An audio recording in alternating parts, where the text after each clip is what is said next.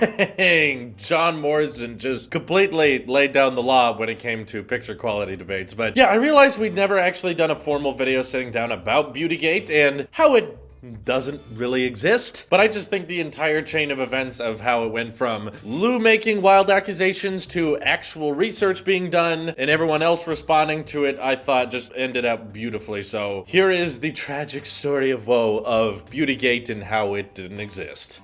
You were the clock that was ticking in my home. Changed my state of mind. Ladies and gentlemen, Love so hard to find. we got him.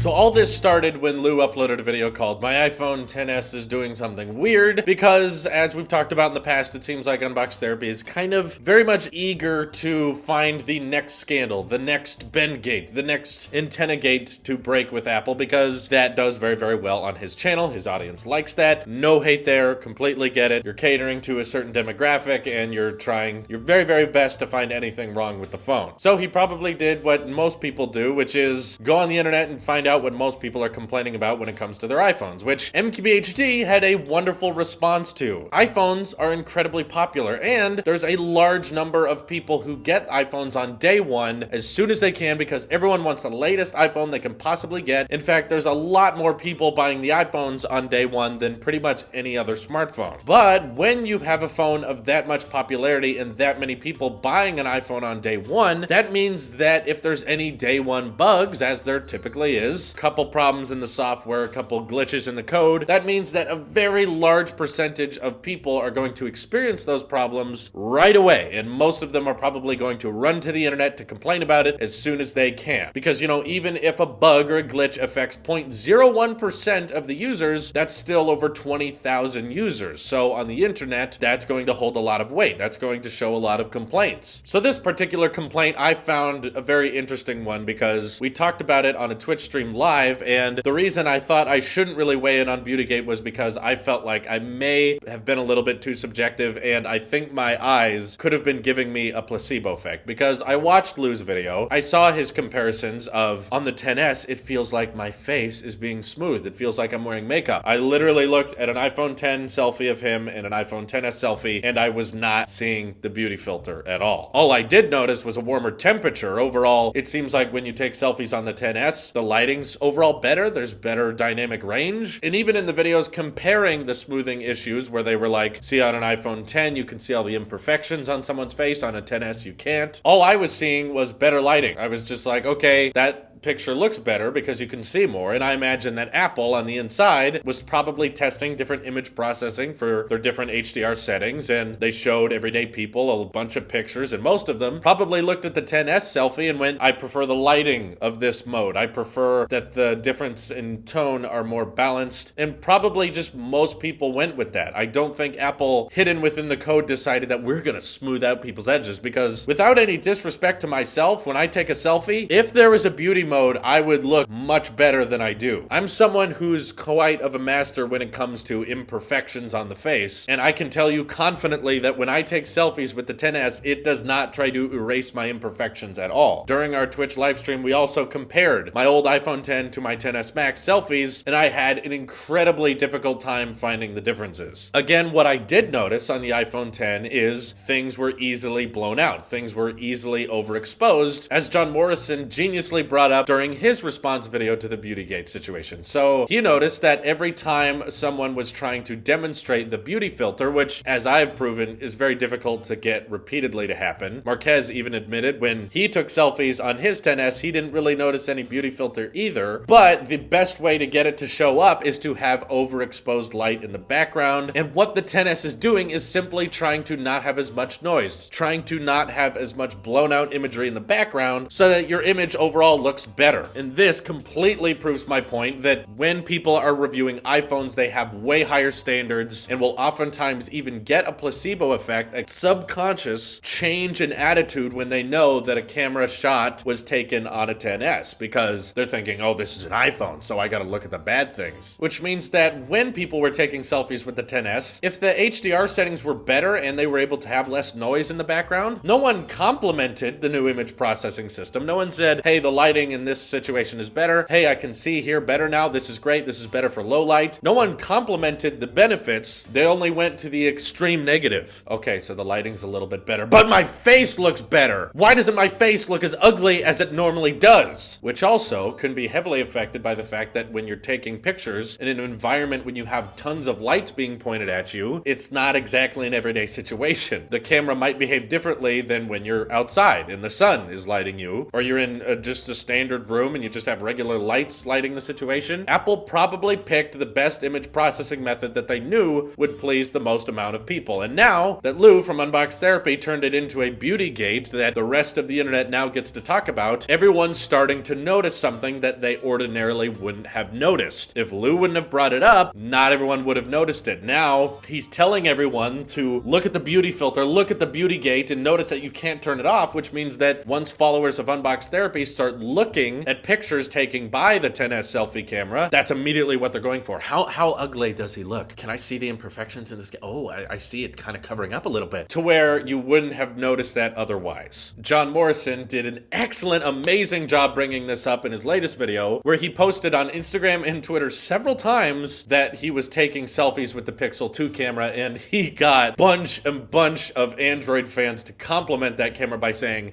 #no beauty filter, so much better than an iPhone. Dude, that bokeh effect was beautiful. It was able to mask out little facial hair features and stuff like that. Oh, Google's algorithm, their machine learning, it's so great. It's so beautiful, and little did they know that they were all complimenting a XS selfie. Many people saying, see, that's what a selfie looks like without beauty mode, which once again proves that sometimes there's a lot of people on the internet that will believe in one accusation that is not very well researched and then therefore apply that and maybe subconsciously see it themselves. I bet plenty of people saw the John Morrison selfie and immediately just thought, yep, that's a Pixel 2 camera because I can tell with the detail in the bokeh. But at the end of the day, it wasn't, and this proves my point. Not that I think the XS camera is way better than the Pixel 2 camera. I think picture quality is subjective and everyone has different personal tastes. The point I'm trying to make on my channel all the time is that most selfie cameras, most still images between all different smartphones, whether it's an iPhone, OnePlus, a Galaxy, all of them for the most part look pretty much the same. If you don't put them right next to each other, it's incredibly difficult to notice any difference, which is why beauty mode is only noticed when you put it right next to last generation's iPhone, which no one brings up, has a lot more blown out pixels, has a lot more noise, and the lighting's not as good. But no, we ignore all the benefits of the XS just so we can focus on the one compromise, which is your face looks a little bit nicer. Sorry, I guess. So yeah, recently on the topic of ChargeGate, Apple has released a public release for iOS 12.0.1, which fixes the ChargeGate issue, which, by the way, we knew was going to get fixed because I already fixed it in the betas, and it took Apple,